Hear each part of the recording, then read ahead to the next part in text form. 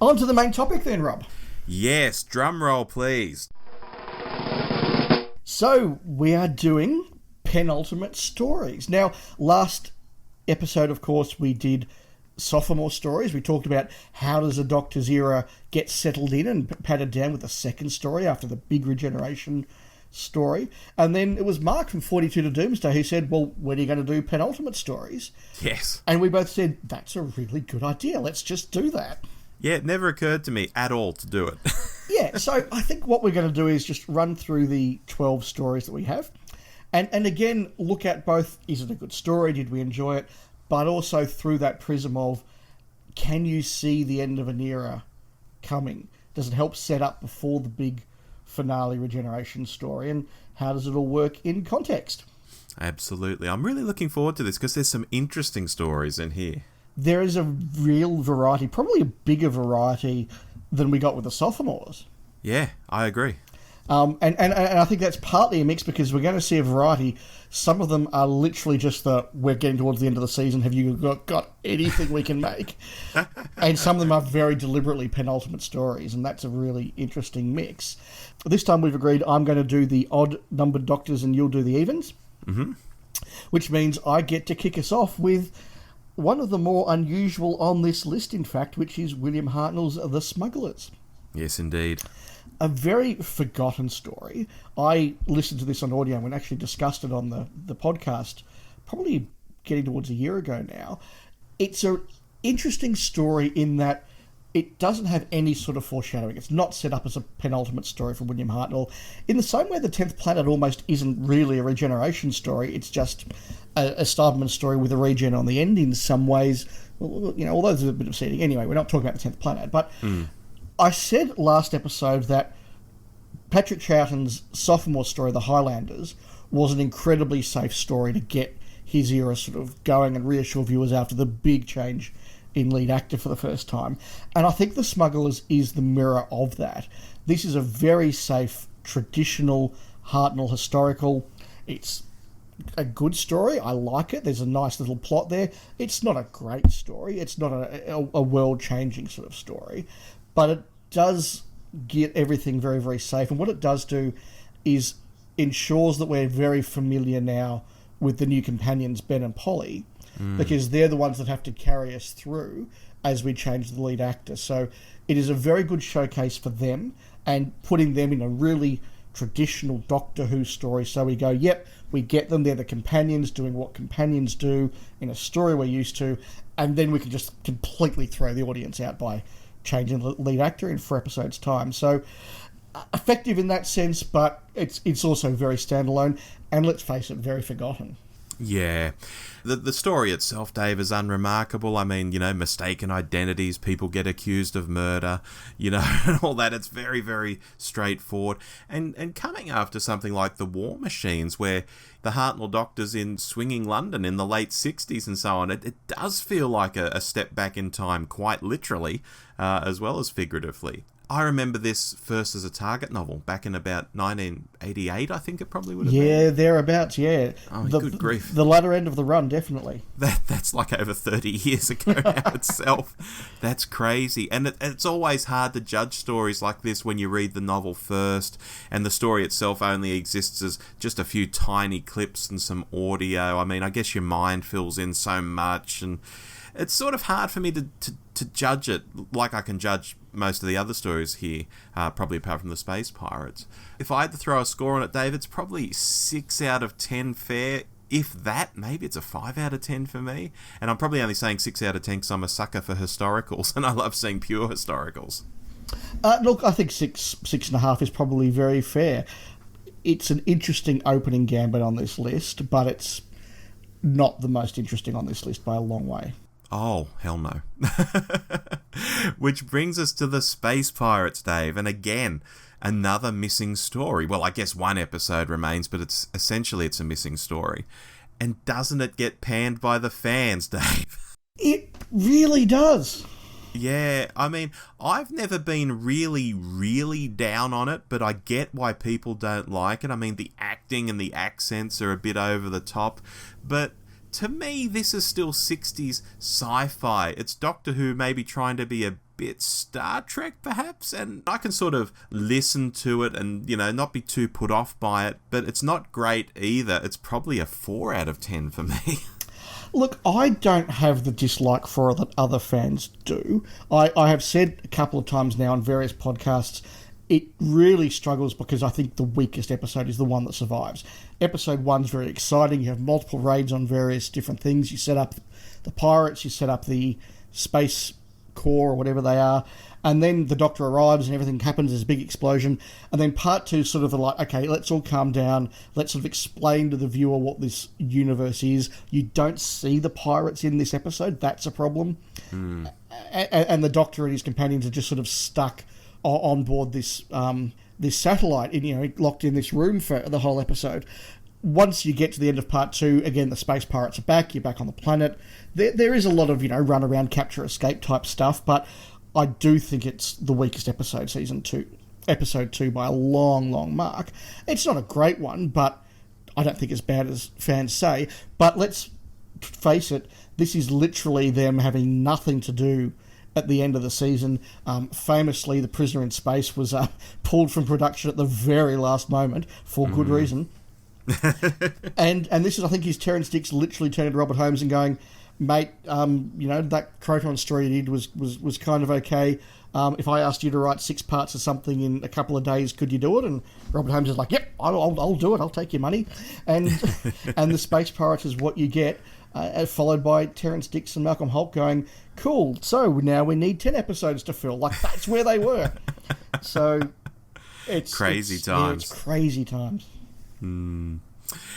Which brings us on, I guess, to Monster of Peladon, Dave. Yeah, so I've got mixed things to say about this story. I'll start from the start and say I'm very much of the belief that this is the weakest story in Pertwee's era. It doesn't quite hang together very well at all. But I think this is the first example of a genuine penultimate story, in that Letts and Dicks were the first production team to really care about that sort of ongoing continuity and that ongoing series world making.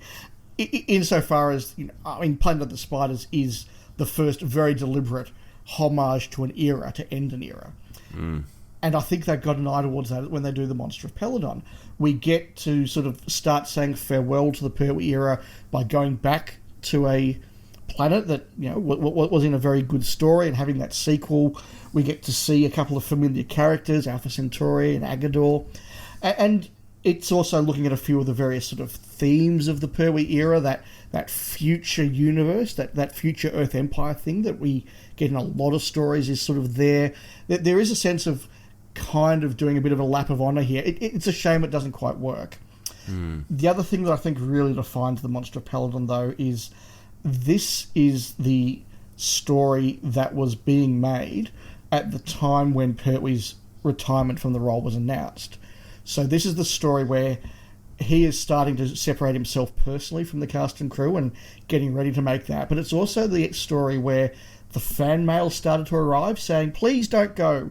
We're really sad you're going. We don't want you to go, or we really miss you. And so he's trying to make Doctor Who, getting all these letters. I think he's very conflicted about going. He knows it's the right decision, but he's going to miss being the Doctor and miss coming into Doctor Who every day as a place of work.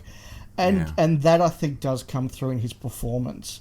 It really does. By Planet of the Spiders, he's doing his big, finale, and he's into it again. But this is the one where it's like, wow, I'm going, and I'm just not quite happy, and I'm not quite with it. And you see it. I think you really do see it. He's really flat in this.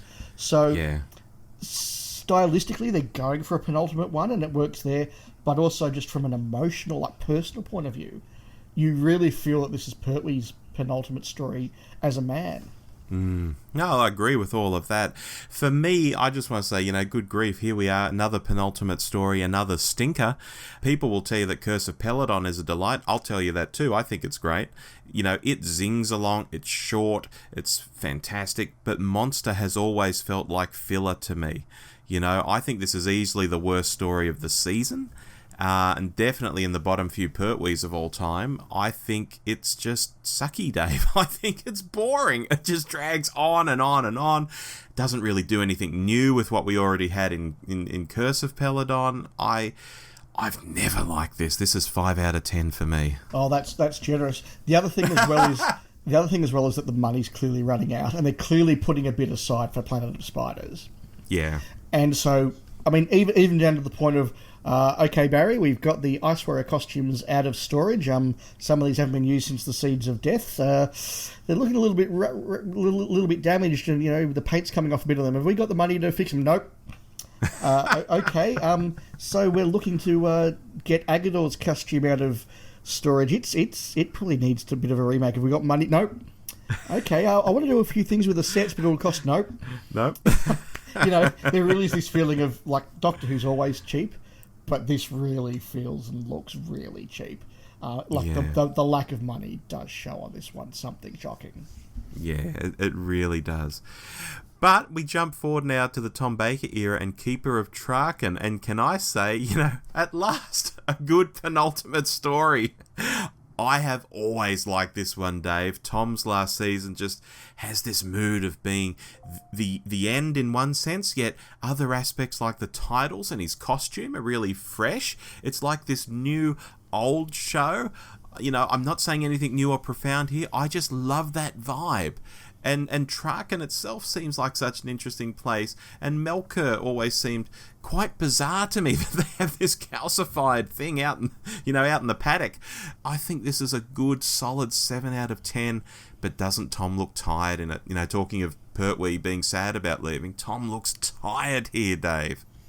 Agree with all of that. If anything, I'm going to be more effusive in my praise of Keeper of Traken. I also love it. I could remember seeing this for the first time as a young boy and being absolutely captured by this world. This is what Doctor Who to me really should have... This is what to me Doctor Who was when I was 7, 8, 9. Alien worlds that just look amazing, interesting characters, weird alien menace, and just little things like little concepts like the way the consular rings would work, or the way the flame behind the Keeper's chair would go up and down depending on the strength of the Keeper. Just stuff that really captured my imagination as a boy, and now I love it. And as an adult, I now see the Shakespearean aspects in there. I now see the different character arcs and ideas that are in there. I appreciate the money that's been spent on it. It works really, really well, but again, this now takes that penultimate thing a level even further, because I think the whole of season 18, as we've said a couple of times over the last couple of episodes, does have a vibe and a theme and a sort of a story running through it. And this famously ends with the clock on the face of the Master's TARDIS showing 4 minutes to midnight, because Tom Baker's got 4 episodes left. Yeah, well, Christopher H. Bidmead would disagree, as we talked about last episode, but I know exactly what you're saying. Yeah, look, I mean, he disagreed that there was a deliberate, modern-style arc, but I don't think there's any doubt that he had a very deliberate and consistent tone, and that they were building towards the end of an era. I mean, the end of the longest-serving Doctor. And, yes, Tom looks tired. Yeah. It's the end, Dave. The end really is coming, and is foreshadowed with the end of The Keeper as well. That the idea that the change of a lead actor will change the show in the same way that the change of a Keeper changes the Traken Union. There really is this sense of decay and things moving on and change. Yeah. Question without notice before you move on to the next one. Deadly Assassin Master or Keeper of Traken Master? Deadly Assassin. Yeah, me too. Just looked more creepy and horrible. Yeah, and had more to do. I mean, Geoffrey Beevers, who was a lovely guy, I saw him at a convention a few years ago now, in fact, but I think he does a really good job, and his voice work is amazing. He doesn't get as much to do as Peter Pratt's Master does, and I do love the Peter Pratt mask. As restricting as it was for the actor, and I totally get why it was a problem, I love that mask. Yeah, I remember the first time I think I saw it would have been in Peter Heining's A Celebration book, and it was a black and white image of it, and it looked scary as hell. Those dead eyes and the flesh coming off, and oh my god, fantastic. Yeah, but look, as I said, Geoffrey Beevers is great as well. But yeah, absolutely, a great story, which takes us on to the 5th Doctor's penultimate story, and my favourite of his era, Planet of Fire. High praise. Yeah, I really do think this is his best story of the era. I think his interaction with the Master is really good. Perry gets a great introduction. It looks amazing. Like the location work in Lanzarote, both being Lanzarote and also standing in for the planet of Sarn, just is absolutely amazingly well shot. And it looks like an alien world in a way that a Quarry never quite will. And look, there's so much I love about this story. The characters, the plot, the ideas behind the plot about, you know, who Logar really is and how the different characters interact with that concept of Logar and their faith and the rest of it. But as a penultimate story as well, I think this is really, really effective. It is part of the dismantling of the Davison era that goes on around him for several stories. Tegan left the story before, and Turlo leaves in this one, and suddenly Davison looks and feels very different. With all of his old companions gone and suddenly a new person coming in, there really is this sense, particularly in that last few scenes where he's talking to Perry, of this is all starting to end. And he gets to have his big showdown with the Master. I think most people would say that Anthony Anley is most associated with Davison's Doctor. I mean, they have multiple interactions, 4, I think, across his era, which, you know, he only has about 20-something stories, so that's a lot of stories percentage-wise. So he gets his big showdown with the Master. I think Anthony Anley gives a really good performance here. One of his best, up there with Survival and Keeper of Traken, in fact. Yeah. And, there's just so much to recommend this one, but again, there's a sense of something ominous just around the corner. Yeah, agree. I mean, I've told the story before, but I first saw this as an omnibus on the ABC. I think they were doing them on Saturday afternoons or Sunday afternoons or something as Saturday omnibus. Afternoons, yes. And, you know, to me, for that reason, it felt like a movie. It was this big, long thing. Large sections of it were on film. It was bright and sunny. It was Lanzarote. It felt real. It felt big. It felt amazing. I think that's always coloured my perception of it because, you know, I know people who aren't actually wowed by this story at all, which I don't get. But my first impressions of it were, wow, I could show this to friends and not be embarrassed because it's like a movie. It's like a film. You know, I thought every episode of Doctor Who should be like this. This was really good. Turlo's backstory I found interesting. You know, killing off the Master. Well, we think he's been killed off. Fantastic. You know, it's 8 out of 10 stuff for me, Dave. Yeah, look, it's even higher for me. As I say, it's my favourite Davo. I think a lot of people do regard it fairly highly, but you're right, some don't. And I find that interesting. Maybe it's just the podcast I listen to. I don't know. Yeah, look, maybe. I don't know either. I mean, it is perhaps best remembered, unfortunately, for the visual way in which Perry is introduced, and that is a very poor decision. But you're right, Fiona Cummings' direction here is remarkably good, and I'm surprised often that Fiona Cummings isn't mentioned in the same sort of levels as some of the best directors in the show, because her work is really, really good. Yeah, she is wonderful. Which brings us, Dave, to Terror of the Vervoids and Yes. Colin Baker. Now, we had a bit of a quick discussion when we were planning this episode about what we picked as Colin's penultimate story, and I think we picked the only thing you really can pick, but there were other options. I mean, you could argue Revelation of the Daleks. You could, or you could say that maybe Ultimate Foe is his penultimate because he's technically in Time in the Rani, but I'm taking it that Colin's not in Time in the Rani at all. Sylvester's in a Harpo Marx wig, you know, so I'm sort of rolling it back an episode. Yes. And so I'm saying this is his penultimate. Yes, and of course, Big Finish has done a whole lot with Colin since, including, I believe, his final story. So there's all that off-screen stuff as well. But look, yeah, we're going for a Terror of the Vervoids as the penultimate, which is kind of an accidental penultimate, I guess. Rob, so what did you make of it? Look, Dave, this is hugely maligned, this story, but as we've said on this podcast before, it's okay. You know, the trial segments sort of mess it up. But basically, this is Agatha Christie in space. Colin is charming. He's not being a dick. Bonnie's enthusiasm for everything and let's get into investigating this Doctor is very, it's in keeping with what all the great companions do. I think she's quite good in this episode. I think it's a shame it's so maligned. I might even call this a 7 out of 10, because for me it's of its time, it's of its era, it's perfectly decent Doctor Who. It's not a classic, it's not designed to be a penultimate story, but it's quite alright. I have no problem with it. I think that the real shame about Colin Baker's era is that what ended up being his penultimate story is probably his best performance, and the one where he best nails the character of the Doctor and seems most relaxed in the role. Yeah, like I said, he's charming. He's not a dick, in this story. He's wonderful in it. Yeah, and Bonnie Langford as well. I noticed this the last time I watched Trial. She's really actually quite engaging in this.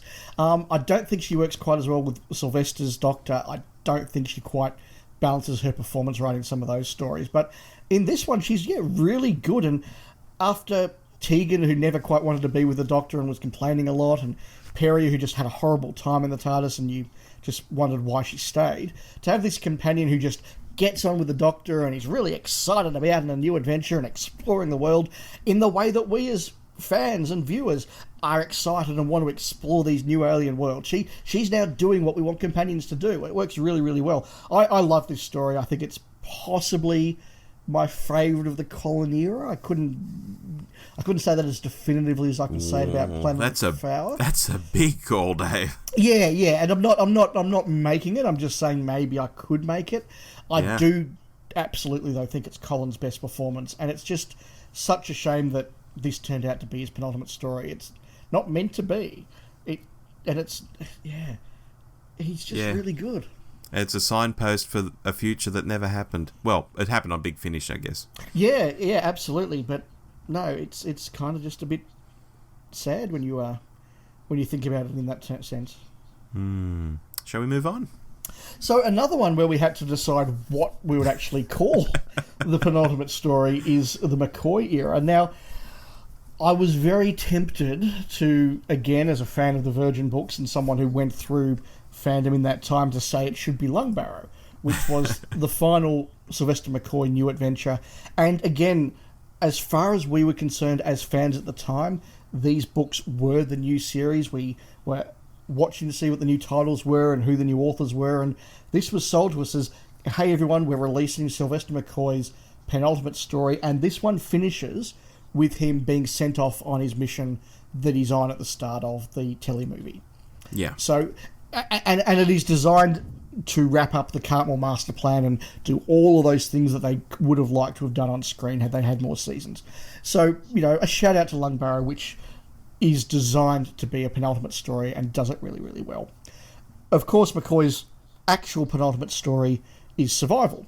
That's the last story before the telly movie, because I think you can count that as his last story. He's in it for a third of it, and he's written out in it. And that was my thinking. Unlike Colin not appearing in Time and the Rani, Silver's very much in the TV movie for a big chunk of it. So yeah, I can't see it any other way in terms of TV output. Yeah, and so again, Survival wasn't designed to be a penultimate story, but actually works out doing the job really, really well. Now, again, I'm actually finding this is a real coincidence I'd never noticed before. Survival is my favourite of the McCoy era. Interesting. Wow. Okay. I really love it, but it ends up being not just a really good story that I think tonally is really good. It's engaging, it's interesting. McCoy's at his best, Aldridge at her best. I think it is one of the 2 or 3 best Ainley performances. He's really good in this. This is how he should have been the whole time, and he engages well with McCoy. But you also get a kind of sense of the show wrapping itself up, or wrapping an era up very, very nicely. Finally, Ace is returned to Perivale. After 9 stories, the Doctor brings her back to Perivale. And it's also just got all the themes of the McCoy era. I think they've really now they've nailed what they want to do with Doctor Who, and Cartmel is just running with it. But then it ends with that lovely little monologue. Yeah. And so, by accident, this actually works out really being a nice wrap-up of the McCoy era before he goes on to the telly movie and regenerates. And so I love this. I think it's one of the strongest on the list by far. Yeah, this feels like when Doctor Who got modern. I mean, the show had been set in current time periods in the past. I guess, when Davo's running around Amsterdam, he's running around 1983 Amsterdam, or I guess it was 1982 when they filmed it. When Colin's in Attack of the Cybermen, he's in 1985. But those stories don't have the feel of this, or maybe even the slightly soap nature of this. I think there's a little bit of soap opera in here as well, and is why people sometimes point at this as a bridge to New Who. They sort of leapfrog over the TV movie and say you can sort of see New Who's roots here. And the Master is menacing. The cheetah people look good. I love that, a chunk of it happens in this really urban, normal environment. And then the speech at the end is lovely, Dave. This is 8 out of 10 for me. Not my favourite Mccoy, but it's a great story. And it's also an example of seeing Doctor Who suddenly catch up in many ways with television production and feeling like edgy modern TV. They finally got Paintbox to work really, really well, and it looks great on the Cheetah People planet.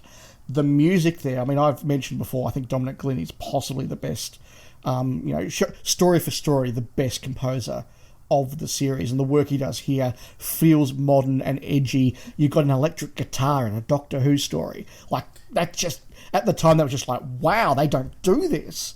Yeah. Yeah. And what am I hearing? This is weird. This is new. Wow. Yeah.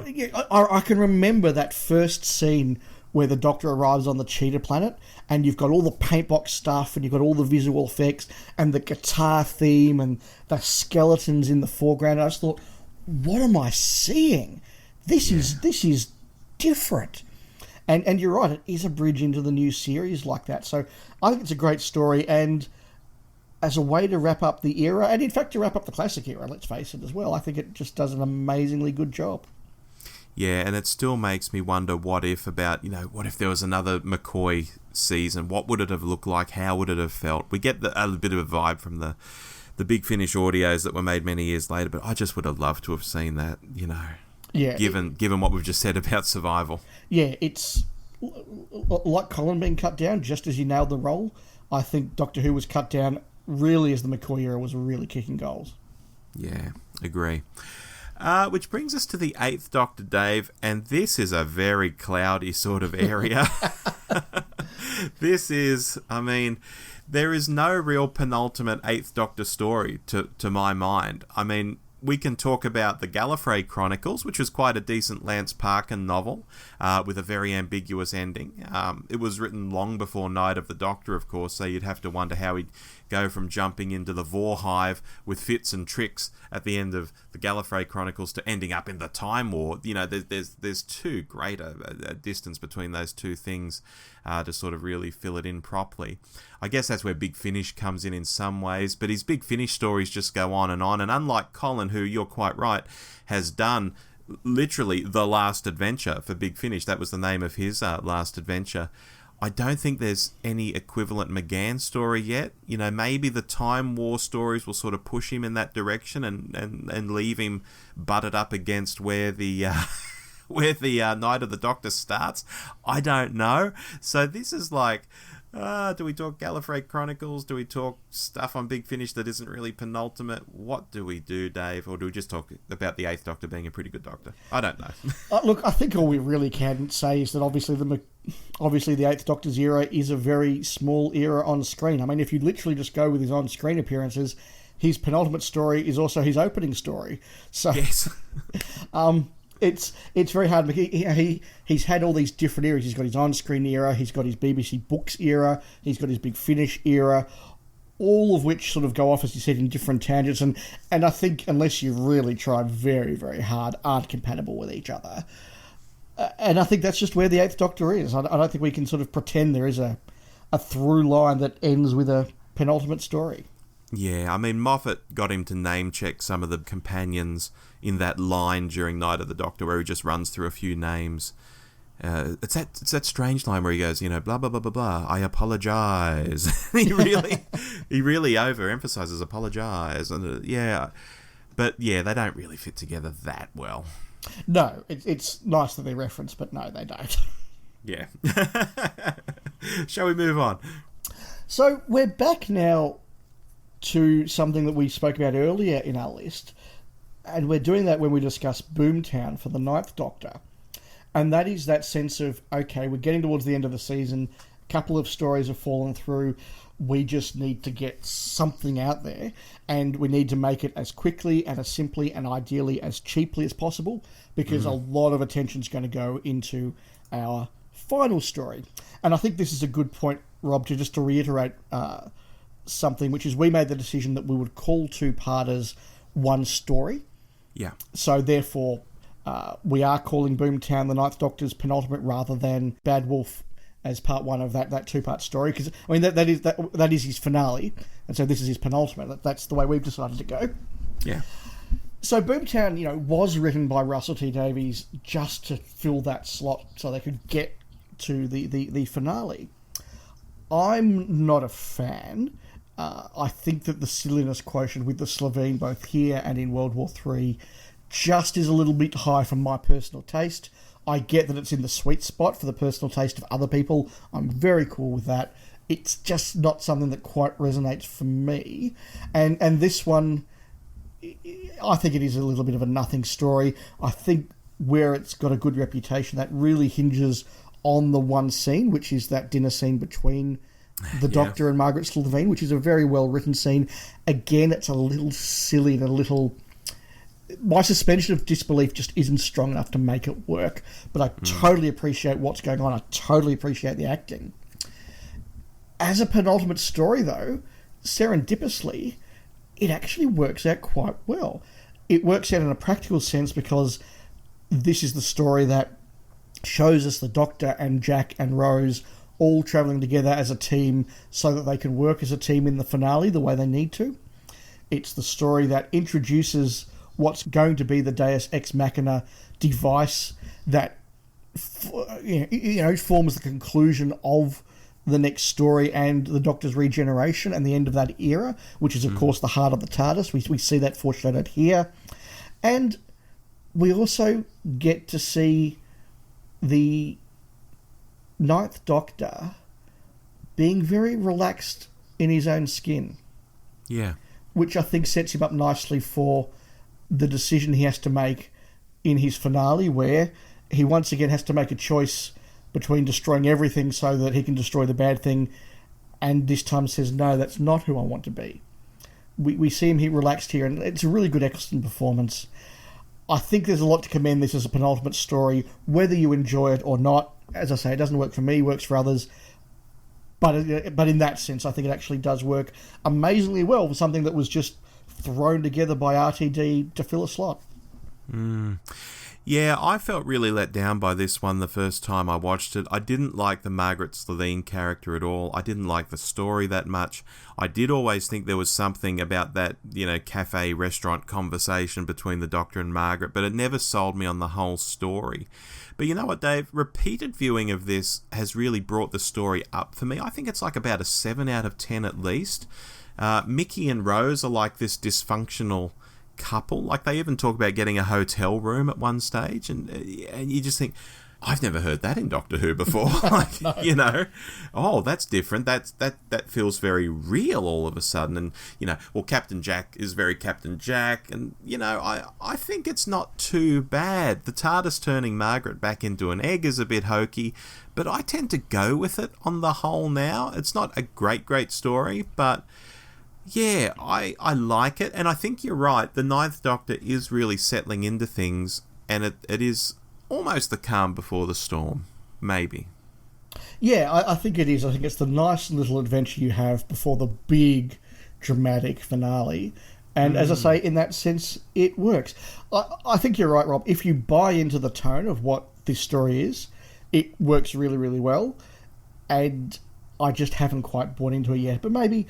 I mean, like a lot of stories, with time, you do sort of become more fond of them. And I certainly regard it better now than I did in 2005, where I just thought, after a run of really good stories that I enjoyed, and a last 2 episodes I thought were amazingly good, I thought this was just like the one turkey in a run of otherwise, 7 or 8 good episodes. I now no longer think it's a turkey, I just think it's a weak one that doesn't work for me. I think we're in a very similar boat with this story. Just sounds like I like it a little bit more than you. Maybe I've watched it a few more times than you at the moment. So I'm very keen, Rob, to hear what you think of the 10th Doctor's penultimate one, because I've got hugely mixed thoughts on this one. Okay, Dave. The Waters of Mars. This is almost one of my favourite Tennant stories, but it's let down by a few things. But first, let's look at the good stuff. It's expensive. It looks expensive. The story, to me, is interesting. Adelaide's suicide at the end is the ultimate FU to the Doctor. I think that's one of the most shocking things we've ever seen in Doctor Who. I think it's at least top 5 shocking things we've ever seen in Doctor Who. The main thing that drags this one down for me, however, and this will sound very petty and fannish, Dave, is that the people start to turn into what look like ice warriors.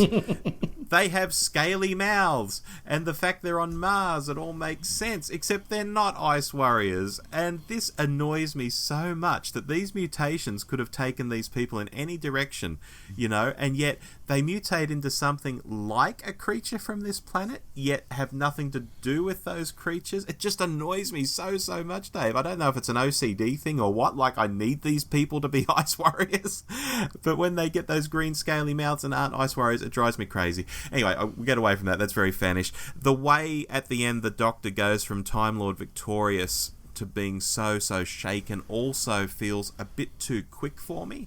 It's almost like the change of decision that Anakin Skywalker has in Star Wars, where at one point he's going to kill Palpatine, and then next minute he's killing Mace Windu, or helping to kill Mace Windu. He just turns on a dime.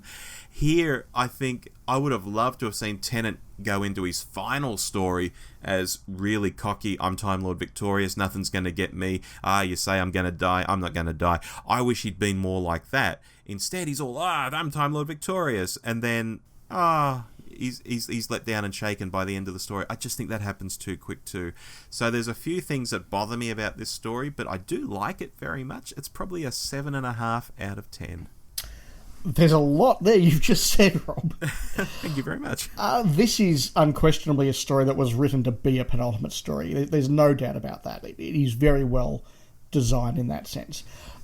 Like you, I was blown away when I saw this the first time. I can remember watching this and just being on the edge of my seat, actually gripped by some of the drama and the tension. The monsters were scary. Even as an adult, you sort of, there was something really creepy and scary about them. The characters were really quickly written and introduced, and you liked them and you cared about their safety. There were wonderful dramatic moments. The one that still stands out for me is that Just One Drop Doctor moment, where the guy thinks he's about to escape, and there's just that little drip of water that comes through and gets on his skin, and he's like, well, that's it, I'm done. That's really, really good. Tennant's performance is great. I know what you mean about the Ice Warrior thing, and I think the problem is, as fans, when you see Mars and you see that makeup, you're waiting for the Ice Warrior reveal or the Ice Warrior link, and because it doesn't come, you feel cheated. Now, that's an unfortunate just fan reaction. I think once you know it's not there, I'm able to put it to the side, and that's fine. The suicide at the end, I think, is hugely problematic, because I think any story that says suicide is, in inverted commas, a solution is a very bad place to go.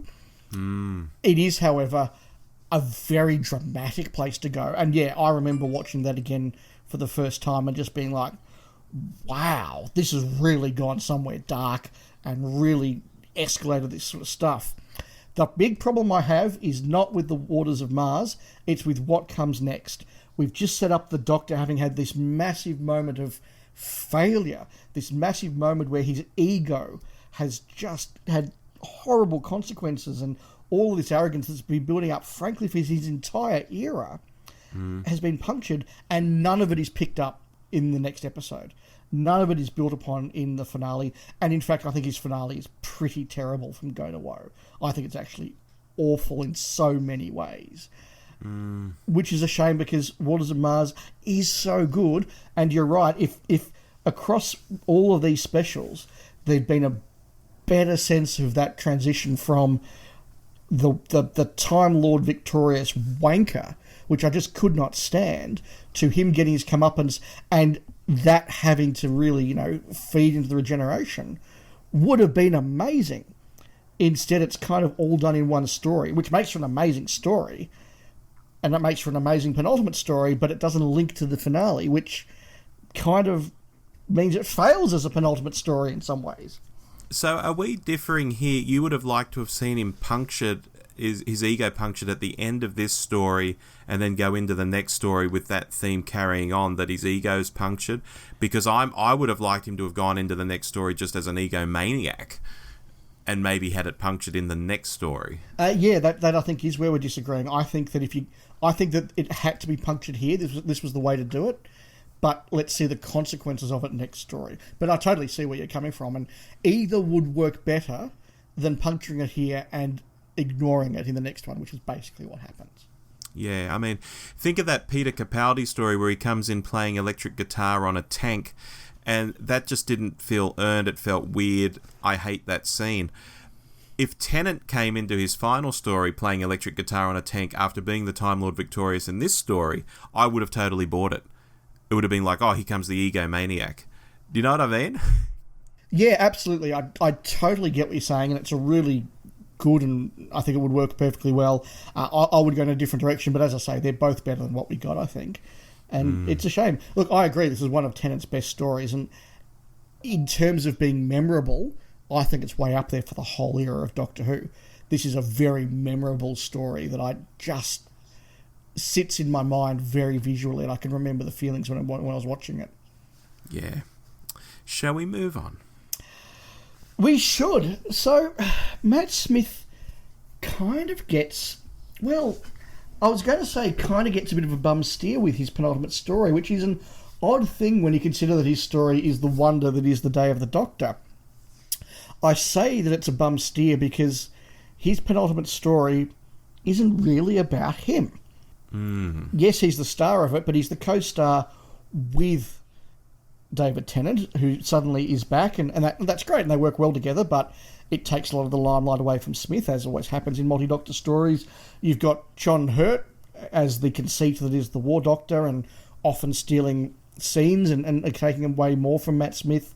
Most of the big moments in this story, and let me say, I really enjoy this story. Lots of the big moments in this story aren't around Matt Smith. They're around seeing the other Doctors around Gallifrey. They're around, oh my God, Tom Baker's there. They're around some of the reveals with the Zygons. I think David Tennant and John Hurt, between them, get the best lines, and Matt Smith's there just to smile and nod and go, wow, I'm lucky to be on stage with these guys. Is Day of the Doctor a really good celebration of Doctor Who's 50th year? Absolutely. Great fun story. Saw it in the cinema. Wasn't expecting to love it. Did love it. It's great. As a penultimate story for Matt Smith, he kind of gets screwed. He's kind of not, it's just not about him. Interesting. I've come at this from a completely different angle, Dave. Mm-hmm. Because I would like to say, lucky old Smithy, because he has so many duff stories in his era. Yes. He always puts in a stellar performance and is always fantastic. But many of his stories are just awful, including his finale. His finale is bloody terrible. Yes. But for his penultimate story, Dave, and I've taken on board everything you've just said, I have heard you, but for his penultimate story, he gets this story, and there aren't enough nice things I can say about this story. Sure, it's not a comfy 5 Doctors, warm slippers kind of story, but it's meant for the modern era and a modern audience. It's a fun story. It's a story I say is fantastic. It's 9 out of 10. So I don't even think of it in terms of being a penultimate story. I just think of it as being such a great story, and given he gets such a god-awful finale, it makes me so happy that just before the end, he gets to stand there having jokes with Tennant. He gets Sir John Hurt in one of his episodes. He gets all this great stuff. It gets beamed across the planet to cinemas. It's wonderful. And so I come at it at a slightly different angle, probably because I know what's coming up next, and I just think, oh, Smithy, you're so lucky. You got a terrible finale, but your penultimate story is fantastic. That's a really interesting take, Rob, and I can't disagree with any of it. And you have come at it from a different angle. I think we're both right in our own different ways. And it just depends on which way you take it. I agree with you that this is a wonderful celebration. And you say that it's not quite the warm, comfy slippers thing that the Five Doctors was. But if we were maybe, say, 10 to 15, maybe even 20 when this came out, would it be for us what Five Doctors was for us? Maybe it would be. I can't get myself in that mindset, but maybe it would be. Yeah. Yeah, I think that it would be, and it's just because of the era that you grew up in that, one's going to be more fond to you than the other. Had this not existed and Smithy's penultimate story was Name of the Doctor, I would have said that, look, it's not a story I like, but it is very much a summation of all the themes and ideas of Smith's era, in which Smith is very much the star around which everything happens. And that would have perhaps been a bit more fitting. And frankly, for an era that, I'm out there and say it isn't my favourite era, I don't like a lot of it. All the things that I don't like about it are very neatly summed up in Name of the Doctor. And therefore, if you're a fan of the era, I suspect all the things you would love about it are equally well summed up in that. And that would have been a more satisfying penultimate. And it kind of works if you just say, look, Day of the Doctor is just this big... it doesn't belong to the Matt Smith era, it belongs to the series. In the same way, you can sort of say Five Doctors isn't really a Davison story, it's just a special that's in there that all the Doctors are in. If you do that, I think the Matt Smith era works better. But you're right, Matt Smith does get arguably his best story in this one. I mean, that's a matter of personal taste. I still think there are other good Matt Smiths. I mean, Amy's Choice, Vincent and the Doctor, very good. I'm very fond of them. But this has got to be up there as one of his best, and given that a lot of fans vote this as the best story of all time, it therefore must be the best story of his era. You would think so, hey? So, yeah, look, that is a positive. I just think it's a shame that with his era coming to a close so soon, I don't ever feel this story is about him. Certainly the things that I remember from it, none of them are about Matt Smith. That's fair. Let's move on. For time reasons, Dave. Yes. Capaldi, this was an interesting one. Where does Capaldi end? Well, he ends with that god-awful thing where he meets the fake First Doctor. Yep. So we have to rewind, and we rewind to a two-parter. So it's World Enough and Time and The Doctor Falls as his penultimate episode, in quotation marks. Yes, I know my views, Rob. What are yours? Well, Dave, like Smithy, I think Capaldi was saddled with some real crap to act in. And swathes of his first series have him doing that, I'm really unlikable and I've forgotten what humans are like, gosh, I'm really alien me, aren't I? Shtick. Which some people seem to like, but I've always found quite stupid. Like, there's a way to showing alien and not doing stuff like not knowing what sex someone is or what is crying or whatever lines he was being given in the stories. I found the start of Capaldi's era quite off-putting in some ways. That stuff where he has to convincingly forget 11 regenerations previous of experience as though he's never done this stuff before. Yeah, exactly. It's just so unrealistic. Like, it's just done for a cheap laugh, and don't get me started down that path. But this two-parter, Dave, is amazing. Something I've said before, this story owes a huge debt to Spare Parts, the Big Finish story, even though it doesn't credit it anywhere. Yes. Unlike that Tennant story that does credit Spare Parts, yet is nothing like Spare Parts. Yes. Doctor Who can be so confusing. Look, this story is just great. It's 8.5 out of 10, I think, stuff for me. I like it very much, and... it's not even a penultimate story. This should have been his finale, Dave. He should have gone down to the Cyberman, looked up, wished there were stars, and regenerated, and then somehow got himself out of that mess as the new Doctor, got off the ship somehow. But, gosh, what could have been if this was his finale and not that awful, awful, awful Christmas episode? Yes, that was my main takeaway from this as well. I think this is an amazingly good story. It is possibly Capaldi's best, if not certainly one of his best. Its biggest fault, though, is that, as you say, it should have been his finale. And it's ironic now looking back that Moffat gave us that awful Christmas special with the fake First Doctor because you wanted to save the Christmas specials for the future, and Chibnall then threw them away for a New Year's special. So Yes. it's ironic, but whatever. Look, I gave Well Enough in Time and The Doctor Falls a 9 out of 10 respectively when we did our reviews, and I stand by that. I think they're amazingly good.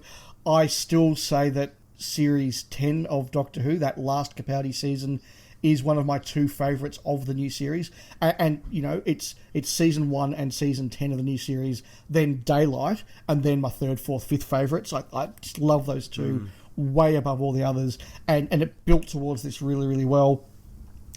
Capaldi does get to wrap up a lot of the stuff in this story. His relationship with Missy and indeed the Master, his relationship with his companions. A lot of the themes, you know, when Capaldi sort of starts off his era with that whole, you know, who am I? Am I a good man? Am I a nice man? What am I doing? And just ends up with the whole, you know what, just be kind. Yeah. And so thematically, it's a nice summing up, and it gets the era tied up nicely. It does everything you want it to do. It just should have been the end. I totally agree. We said it at the time, and I've only become further in my view. If he'd regenerated after that moment, I'd hope there'd be stars. That would have been possibly the best regeneration ever. Wasn't to be. We've said that many times, and I guess some people who disagree might be sick of us saying it, so we apologise. It's a great story. Yeah, yet another thing to blame Chris Chibnall for. Indirectly, but yeah. To conclude, Dave, after those first three Doctors' penultimate stories, I think we tend to have really good penultimate stories. Maybe there's more of a focus or thought given to this is the end of this guy's era, let's make it count, or something along those lines, because they all seem to pick up a gear or two from Keeper of Traken back in the Tom Baker era. Yeah, I think across many of them, there is that desire to start wrapping up an era and foreshadow what's going to come along the way. There are, of course, scattered through them a number of, okay, we've got our finale good to go, we're putting money into that. We haven't got something for the last slot, quick, just get something out, and we have no money to do it. I mean, the fact that Boomtown has that in common with the Space Pirates is interesting. But the number of times I said this is my favourite story of the era, I think just shows that there is nothing better than time and experience to get an era working well.